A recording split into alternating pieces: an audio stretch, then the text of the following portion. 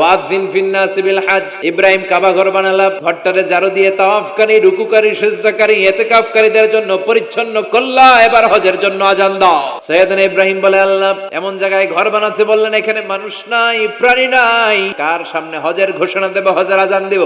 আল্লাহ বললেন, ইব্রাহিম তুমি একটা বড় পাথরের উপরে দাঁড়িয়ে হজের ঘোষণা দাও, দুনিয়ায় অবস্থিত সবগুলো মানুষের কানের মধ্যে ওই আযানের ঘোষণা আমি আল্লাহ পৌঁছে দেবো।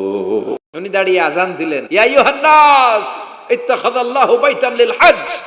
আল্লাহ হজের জন্য একটা ঘর বানিয়েছেন, আসো আসো, যাদের সামর্থ্য আছে এসে হজ করে যাও। তখন পৃথিবীতে যত লোক ছিল প্রতিটা মানুষের কানের ভেতরে আল্লাহ আযানের ধ্বনি পৌঁছে দিয়েছে। আমরা যারা ছিলাম না আলামুল আরওয়াহে, রুহের জগতে, রুহের জগতেও আমরা যারা ছিলাম আমাদের কানের মধ্যে এই ধ্বনিটা পৌঁছে দিয়েছে কে?